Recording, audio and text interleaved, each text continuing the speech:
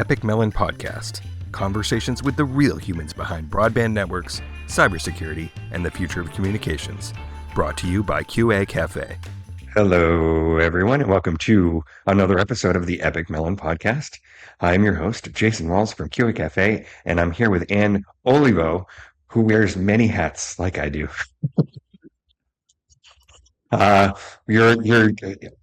Your marketing, you're on the marketing committee of Thread Group, right? I lead the marketing committee of Thread Group. You lead the marketing committee. It's like me at BBF, and you are at Silicon Labs as well. That's right. Yep. Right, and we'll get into all that, but I just want to make sure.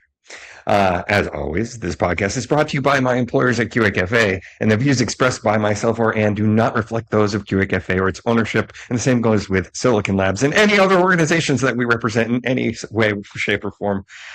We're all here to have fun. And as such, it is also brought to you by our three great products at QA Cafe. The first being CD Router, the industry standard test platform for broadband gateways, Wi-Fi devices, and other customer premises equipment. No, I'm not reading this off of a script.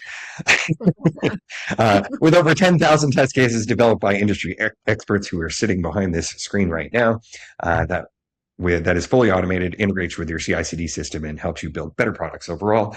The second is CloudShark Enterprise, which is our enterprise-grade solution for analyzing packet captures. With unlimited licensing that allows you to plop CloudShark Enterprise anywhere in your organization to look at a set of packet captures with a familiar Wireshark interface that is all web-based, such that everybody can share things without putting files where they shouldn't be, crossing geographic barriers where they shouldn't be, and a better, faster experience, I think, plus with a very powerful API that allows you to integrate with your other automation systems. And lastly, the power behind CloudShark is Packet Viewer, the way to put a Wireshark standard interface into your cloud managed networking and cybersecurity products. You can find out all about this at www.qacafe.com. Anyway, yeah, so it's actually been a little bit since I did a show, and I wanted to. We've been talking about a lot of cool stuff lately, so I wanted to get you on just to talk about that. But I find, especially when it comes to marketing folks like us, that how we got in this position in the first place is often usually very interesting. So I'd love to hear your story behind that. I know you brought me on this podcast without knowing anything about what my story is. That's the idea.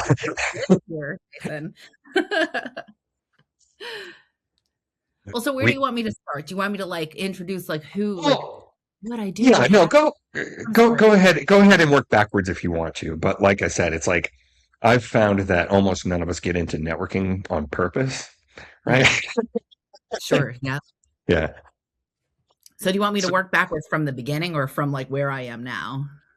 Go ahead. Let's start where you are now and we'll work backwards to how you got there. Cool. Okay. So currently I'm at Silicon Labs. So I've been at Silicon Labs for 4 years now. I manage our corporate campaigns team. So we're on the outbound side. We work with the product marketing team. We work with the engineers to really kind of create the stories and get them out, get those messages out to the right audience. So that's my day job, hat number one. Hat number two, VP of marketing for Thread Group. So Thread is a IP-based wireless mesh networking standard, very popular in both smart home and commercial applications. I've been working with the Thread Group with different hats on for maybe about a decade as well. But recently stepped into that position last year. So I've been in that position for about a year now. So if it was a decade, what companies were you with before that? But you were still doing Thread Group stuff. So I was the first role that I was working with Thread Group was via a liaison when I was working at the Zigbee Alliance. Okay. So right, which is now. Yep, it all comes back. All roads lead to Zigbee. And for those who don't know, the Zigbee Alliance, if you happen to have Zigbee in your products or if you know about Zigbee Alliance became the Connectivity Standards Alliance, which is now the group that is behind Matter. which is probably a lot of what we're going to talk about today. But go ahead. So speaking of matter, I've got another hat on in that corral, in that ring. Gloves on in that ring. I don't know. So with the matter work group, I'm also vice chairing their marketing and product subgroup. So I've been involved now with both thread and matter with a couple different hats on. So at Scilabs for the last 4 years. Before that, I worked for Tuya Smart for a couple of years. I was leading North American marketing for them. So then also helping to kind of liaise with the alliances. But then before Tuya, I was working at the Zigbee Alliance. But how does one find their way working at the Zigbee Alliance? That was like my first networking position. Before that, I was doing marketing I worked for an industrial ventilation company for a while. Before that, I was working for a digital marketing agency. And before that, I got a PhD in linguistics. So it was kind of this, it's That's like what I almost went to school for. I almost did it. Yeah. really, I'm a language addict, like addict. And it was okay. partially the reason I didn't do it is because it's too hard. No, because I kind of realized that like to like really, really, really know a language, you have to like be embedded for quite a while. Yeah, for Yeah. sure. So you have Well, a and PhD in linguistics. I do, yeah. That's awesome. Thank you. And like specifically sociophonetics. So I like to joke that like I've been in wireless communication for my entire career because Yeah. sound waves and So I had a show with Alexandra from Serbia Broadband. It's a different company. Um, but we went down that route about how computer networking and actual talking to people basically have the same, like the layers are the same, right? yeah, it's crazy. And Yeah. I try to like extend this metaphor to like how matter is like the language that we choose to speak, and like thread is like the mechanism by which like your vocal cords are phonating. And Okay. The pronunciation, right? Yeah. I don't know how good of a metaphor it is, but I mean, it's not perfect, but it's a lot of things still apply. It's like totally. encoding, right? It's like what meaning do we convey with certain words, and how do you unpack those? I think, it's not like a one-to-one correlation, but for me, like it felt like a very like going from linguistics to marketing, I felt like was a pretty smooth transition. Hmm. Just in like how you're communicating with people and thinking about like the communicative burden, right? That like when you've got two interlocutors, like they have to like do work to understand each other, right? Whether you're speaking Yeah, the same language or somebody's speaking as a non-native speaker of the language that you're speaking natively. I think that a lot of those principles apply to marketing and like how we're talking to our audiences and delivering those messages in the way that they want to receive them. So yeah, yeah, and I actually find it like especially uh, humbling, sobering for when being in international standards that are mostly English based in the terms of that's what we're all deciding to talk when we get together. yeah. But that's puts, me in a privileged position because there's no way in hell I could ever write a spec in Chinese and then present that concept. Blows So my watching mind. other speakers come and do that in English, I'm like, It blows my all of the mind. grace is yours. Yeah. Like I do my best, and I'm sure you do too as a linguophile, but like I do my best when we go on these international trips to like at least learn a couple phrases and try to, at least be polite in the train Right. station, Right. But And with ADHD, I usually do that at the last second, but it's still something. like on the plane doing Duolingo, like this is not Oh, I don't need to yes. spill milk. That's not a joke. Love Duolingo, by the way, but Oh, um have you tried the new AirPods yet? I just got them. no. It's wild. Was it It's amazing? totally, it's totally insane. Like I can't process how insane it is. I just tested it out at home, right? I said to my wife, I'm like, say some things to me. I put them on and I did the settings. I'm like, say some things to me in Spanish. And she did. And this is what happens. it hears what's being said to you. It says it back to you in Siri's voice in the language you want to translate it to, right? So it said it back to me in English right away, right? That part, obviously, that part is amazing alone. Then when you talk, it tells you what to say on the thing. And if you can't pronounce it, you just hit play and it says it out loud back to the person. That's amazing. And then That's if you do say it out loud, like if you read out loud what it says, it knows that it's you speaking the language that you want to speak, not speaking English, so it doesn't do anything. It that's waits amazing. until you. It's totally nuts. Okay, well, I haven't invested in new like earbuds in a while. I know that the AirPods do it, and I think the Pixel Buds do it as Don't do well. that. I Yep. mean, it's more the app, obviously, but I'm just like not a fan of earbuds, but like you can't. yeah, I guess you can kind of walk around with over the ear headphones. But that's amazing. I yeah. love to It's hear that like we've got like universal translator technology coming down the no, pipeline. really, and so I'm excited to try it to go and do the job that we need to do. It's like we going to any place like this. I love it. Yeah. hmm hmm But yeah, so it's standards is a weird world, and now that you've been in it for a while, like and the joke about wearing many hats is something that I feel sort of naturally happens to anybody who gets into standards. Yeah. And did you find that it sort of accelerated that way without kind of out of your control, So what's funny is like about my path into standards.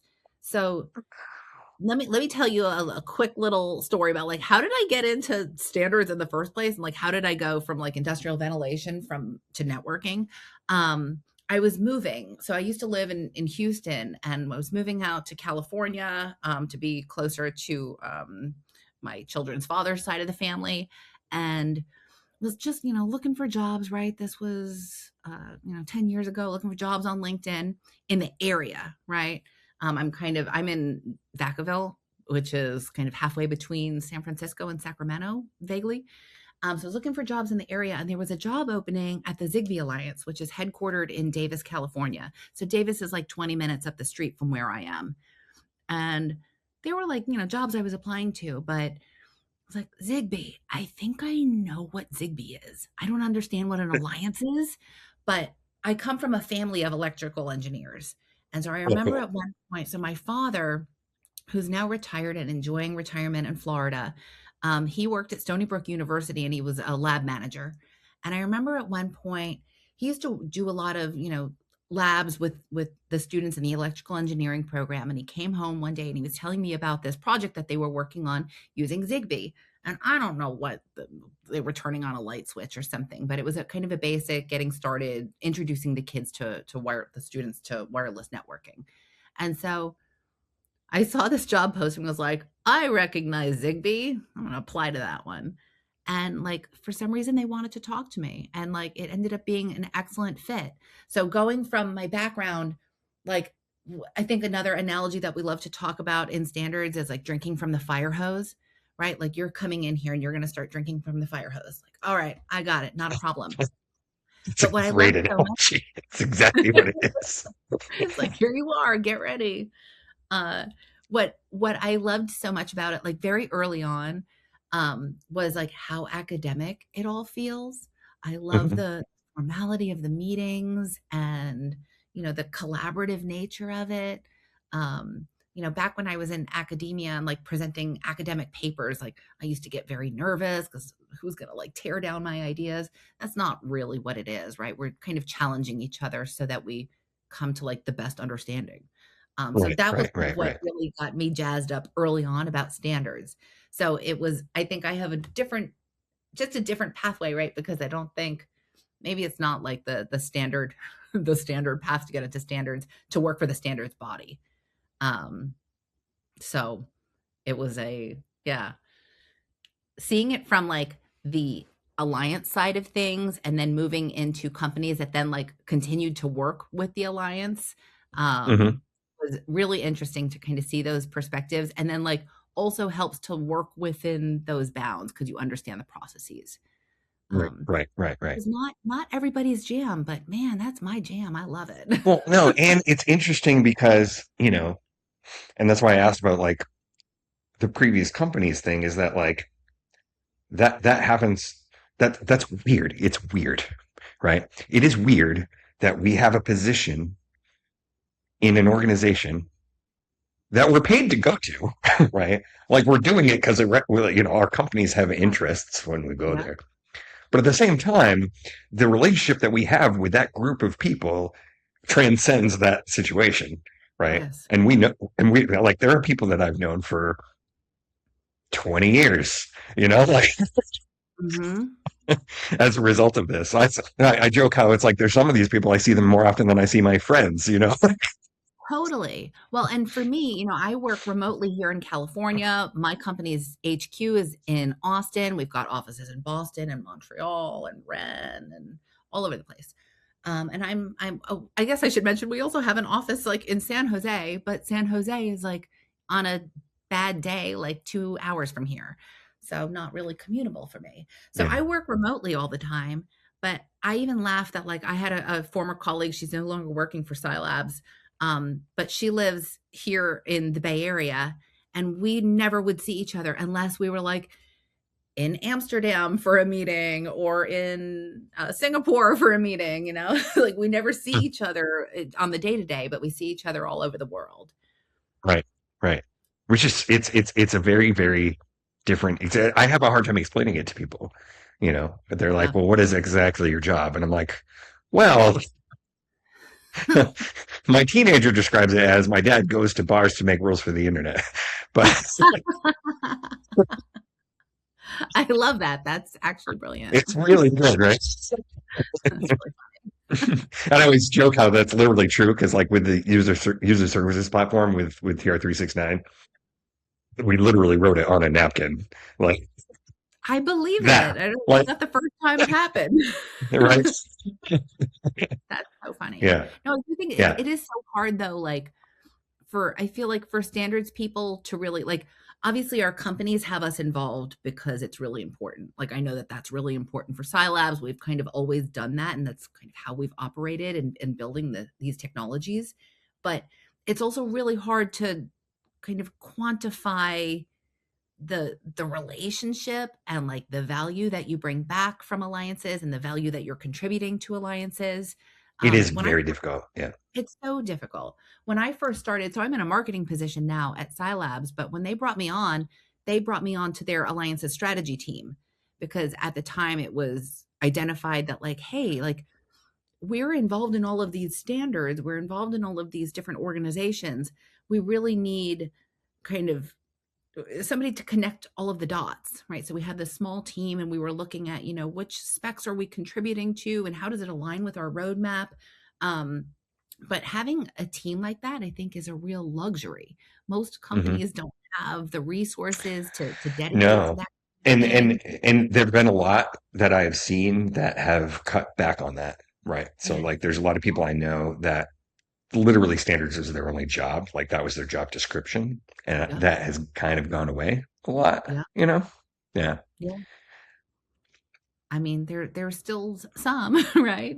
Yeah. Which I think is great, right? Because I think that to to be able to like dedicate all of your headspace to it and really provide that value, like it helps to have the time to do it. Like we Right. joke, I think you Oh yeah. probably similar jokes that like, it's volunteer run, right? All of these, yeah, we're paid by our companies that's part of our full-time job, but a lot of what I do, like I don't have that many hours to give within like a regular work week, right? So a lot of Right. times, like I do end up volunteering my time on weekends and in the evenings because Right. I feel really passionate about it and I don't mind doing it. I actually Exactly. enjoy doing it. Exactly. And I'm glad you said that because I wasn't going to bait you into that answer, but that's really what it comes down to, right? Is like I remember I remember someone saying to me one time because I was just like doing so much work on something and like so into it for like days and days and days and days. They're like, "Why are you doing this?" Or what do you care? And I'm like, and he stopped and he was like, "Oh wait, no, I know." I know the answer to It's that. like, it's like because it needs to get done. It's a cool thing, and then I get to work with cool things. I get to build it. Sometimes I feel that way. How did it become me that I get to do this? Like, this is important Hmm. stuff, but it's like very invisible stuff, right? It's kind of working in the Hmm. background. No, even Um, my parents, they were like, "Wait a minute, you invented a protocol?" And I'm like, "Pretty much. I mean, we, yeah, it's so funny. yeah, Somebody in it's my run group last night was we're running. I do this training program. I'm running a lot of the trails around here, and we're all connected. We have like our Facebook group that we coordinate, where's the route tonight, blah, blah, blah. And he asked me, he's like, what exactly do you do? I see you post and like you're in all these different places. Like, what on earth, what kind of job could possibly require you to travel to all these places?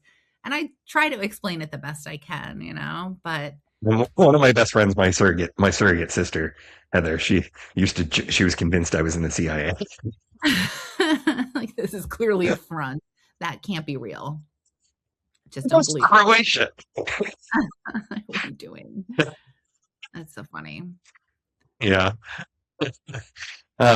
Yeah, it's so it is like a crazy labor of love, and it is hard to explain that to people. But like it really does end up paying back to our companies. Like it really does, you know. And it's obviously I'm always keeping that top of mind, but when I start volunteering for marketing roles at these organizations, the whole point is to make sure that the technology succeeds Yeah, so that the stuff that we're doing succeeds. exactly. And I feel like that point, especially like for companies to volunteer their marketing staff to do this kind of marketing work for the standards, like there is not a direct ROI there, right? I can't Mm-mm. say that like, It is oh, our certainly marketing, not direct. like, You oh can yeah, demonstrate it, but it's many. right, exactly, exactly. And that's one of the things that, like, for me at Scilabs, like, I think is actually one of the reasons why I wanted to work for Scilabs all these years ago when I applied for the position here, because they always did put forward the right kind of people, and they had engineers involved in marketing, but they also did, in my opinion, and I think we still do, in my opinion, a really good job of outbound marketing. So making sure that like whatever the alliance is doing, that Silicon Labs is coming with a fast follow, right? We Hmm. announce the alliance announces this specification, and then the Silicon Labs is always a fast follow with like, and here's what we did to contribute to that, and here's what we Right. think the future is for that. And I always found that Which like is the so value proposition of participating in these organizations. exactly, right? Like, and if you don't know, and not for nothing, but then if you have your engineers participating and they're not talking to anybody on the marketing side, well, that's not good either, right? Because then you want to be able to talk about the work that you're doing and like what it Right. means and the value that it brings. No, it is. Um, And that's actually a real problem and why it is that these organizations need marketing volunteers in the first yeah, place. yeah. As a lot of the people who do go, they go back and they don't say anything. Like, They've got the thing in the spec and they did it right, but it's not. I love too where like you find an engineer has like participated in some alliances webinar and like doesn't tell anybody on the marketing team. They're not able to promote it. And it's like, wait a minute, what did you do? How much time did you spend on that? And I didn't get to promote it. I didn't even get to put it in an email. Like, come on, guys. They We didn't get need the it. list of attendees. Well, yeah, exactly. Well, but I think I mean, even finding you probably struggle with this as well, right? Having the right marketers in the room to make these decisions for the brands that we're in charge of. I feel really lucky that I have really strong marketers in both the thread group and in the CSA to work on this stuff, but that's not always been the case. A lot of times, and this is probably true for you too. Um, you know, I love our engineers. Like, we can't do any of this without them. But like, I also don't really want engineers making like naming decisions, right? But oftentimes you get in these committees and it's, the engineers who are interested and are passionate as well, right? They have the best intentions, but they don't have the marketing skill set to understand that like that's not the best way we should come to market with the name of this feature. right? And then we kind of Right. have to talk them back from the ledge Yeah. that like nobody Yeah. understands them outside of your little circle. That's why Um, there are a huge set of technologies out there that are referenced by their number. I love it. And it's like, oh, okay. I'm Yeah. more No, empathetic. it's cool. It's fine. Right. I I do notice um sort of a big, and I wonder if you've experienced this working for any other companies, that there is a huge difference, and this ends up bleeding over. I've experienced the crash of this, right, of two different Mhm, worlds. The experience of people who are in companies that are there to build a technology, probably patent it, and try to race to be the solution, mhm, fighting or not really understanding the mhm, value of instead going through the process of getting that thing standardized, right? mhm, mhm. And it's not just hard to convey, it's almost like two entirely different alien mindsets, right? Totally. Yeah. I think, mm, how do I want to put this? Right? That like different companies have different offerings, right? And some companies find it really important to do open standards. I think the company I work for is, we really see a lot of value in open standards. We think that that is of course, I'm my own opinion here, right? I'm not speaking on behalf of Scilabs, but that's my take of it, right? That's kind of how we've always operated from the early days with Ember and building the Zigbee specification. Do we also have proprietary solutions? Like 100%, absolutely. Totally We've got fine, a lot right? of demand for proprietary solutions, so I think Hmm. that there's space for both things. Yeah, Um, Obviously, I have my own opinion about what I think is right. is better in the Well, long. and for me, it's not just about, like, I try not to be myopic about it. It's not like I try not to be like so passionate just because I love it that's why it's important. It is the long term view, because my Lincoln, you've met Lincoln Mhm. on probably on one of the calls. Although according to this show, he officially isn't real and I made him up, and he'll never be on the show because he's imaginary. Uh, he and I came a long time ago. We used to work together at UNH at the Interoperability Laboratory, Mhm. and we came up with this sort of tongue in cheek joke about the 12 step process of standardization, right? Mm, Right, because it really is for some technologies, right? And if a customer comes to you and says, "I want exactly this," right? Then that's the kind of situation you're like, okay, we'll build it exactly that. That's the kind of thing that is a proprietary technology. Totally fine. This is something that people are gonna use for a long time. It's like the recurring revenue. I can see it into the future long enough that it makes it possible. But with a lot of other things, and I've run into this a lot. You've seen it happen where people either don't understand the whole long-term premise of standardization, or they're actively trying to like skirt around it, because they mhm, specifically don't have long-term view, and their only goal is to just make as much money as they possibly can in this very short window, and then go away. The standardization path is the inevitable path for most things. And the mhm, 12 step process was kind of like, first somebody comes up with this idea and then they want to get standardized, or their customers demand that it be interoperable so that they don't get vendor lock in. And then they fight it, and then they try to make the standard, and then people fight the standard, and then people flaw the standard. And then right until finally everything is nice and cozy and interoperable. yeah, exactly. I thought there was gonna be a step in there about, like, having to reach out and apologize to other standards that maybe you did wrong in the past or something, but Oh, maybe that's yes. part of it. Sometimes it's not an apology, it's just sort of like an invisible sort of acknowledgement, Acknowledgement. like a forget about all that.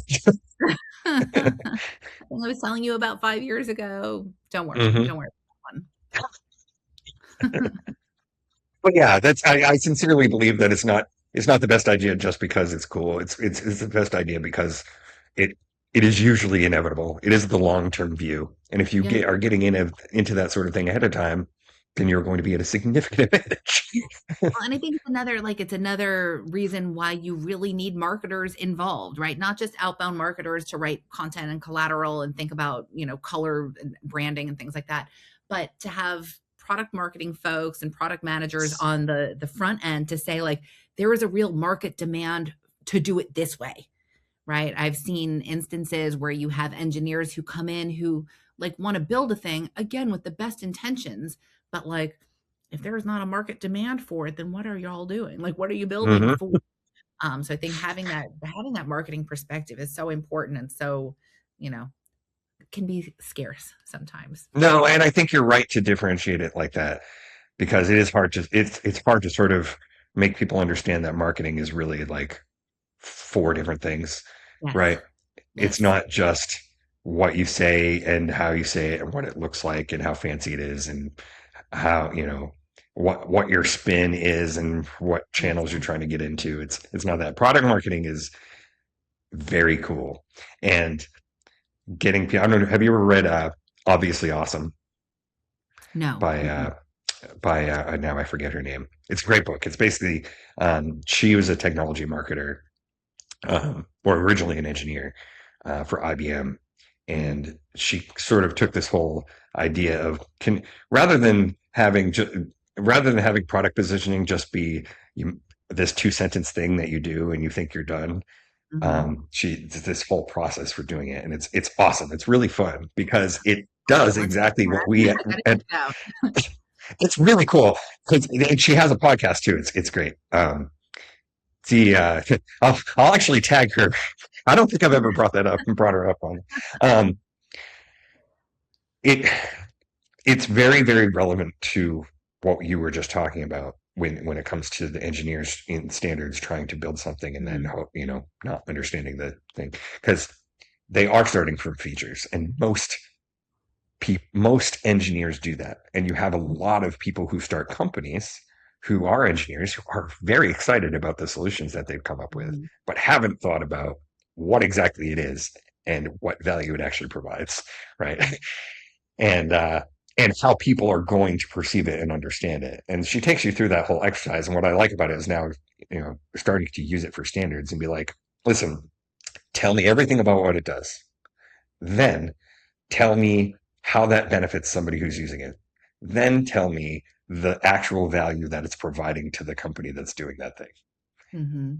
I And if you love can do that. that, then I can start the other direction and build the positioning around the final Yes, thing and go back, exactly.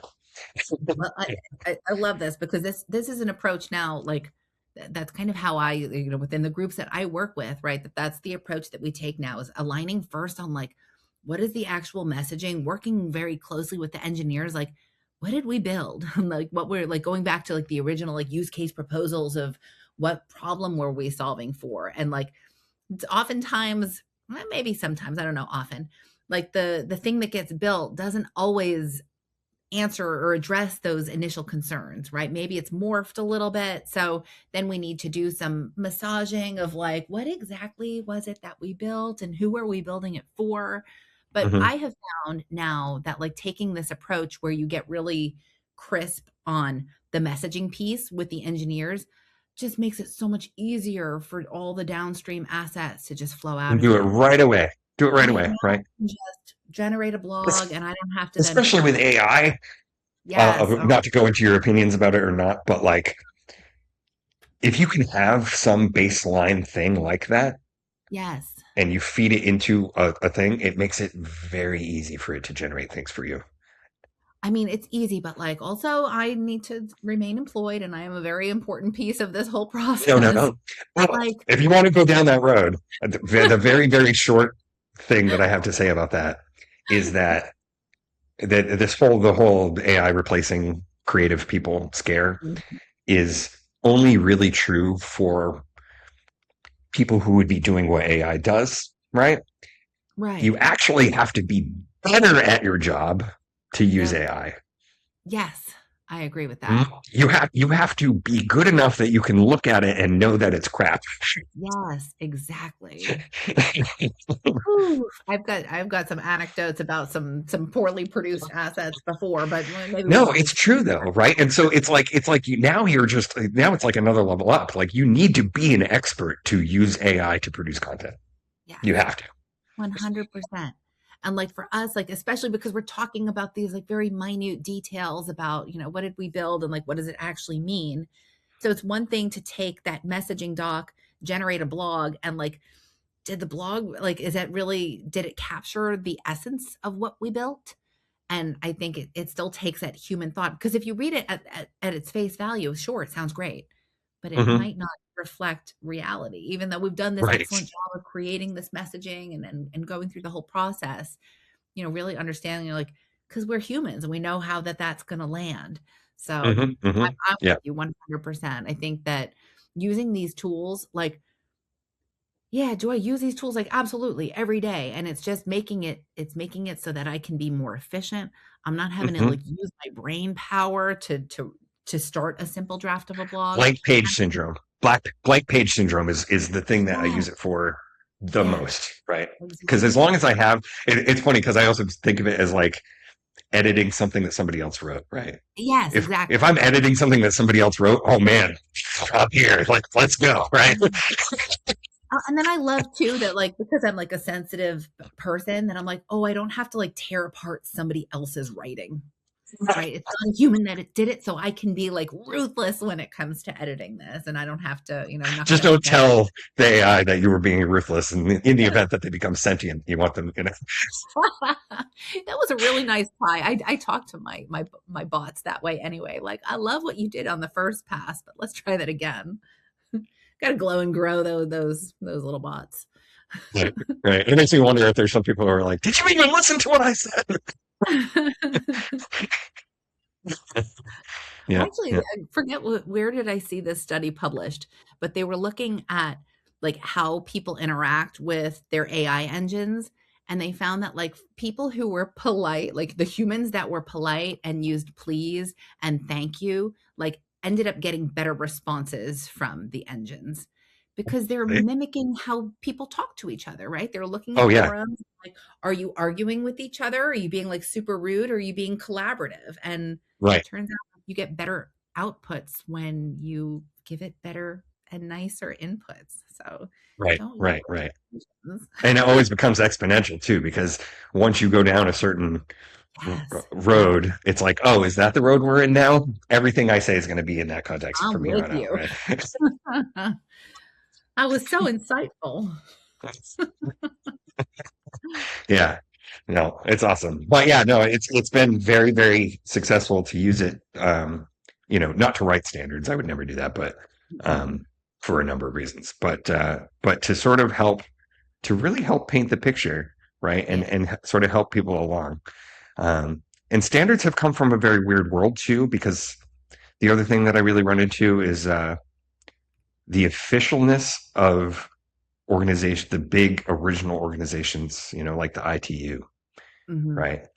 And there's an expectation in ITU, ISO, all the big guys. The There's big. a little bit of an expectation that that's how it should work everywhere, right? So you have Mhm. people who come from that world, and we're like, Mhm. well, we don't really have time for that. So yeah, Gonna be a little scrappier over here. yeah, I think yeah, that's funny. yeah. No, it's been fun. I The like other it. thing that I think is interesting with this whole world of AI and kind of how everyone's using it is I don't know if this is true for you guys, but like we have now in especially within the thread group, we are thinking about how is the content that we are putting out there now being consumed by AI and like how Oh are yeah. people using this? So we went through this Mm-hmm. whole Mm-hmm. exercise last year where we were looking at, the stuff that we've got on our website and the information that we have, like, is this really serving the purpose? Is it really helping people along?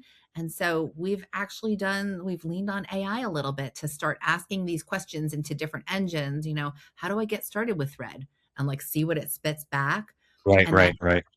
very, very helpful guidance on like where we either need to beef up content, where we need to make things clearer on our website. So we've started to go Yeah. through this whole process of really AI optimization rather than we're not optimizing for search engines anymore because people are not clicking through to read through the actual article, right? They're Yeah. landing And at it's really frustrating in a way. And I understand that it's gotten that things are getting better and they get better every second, right? Like Mhm, the way this is progressing is very fast.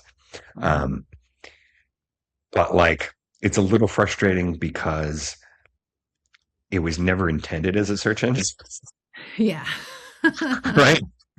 That was not its original use case at Mhm, all. And so it's whenever AI is building something for you, it is making art.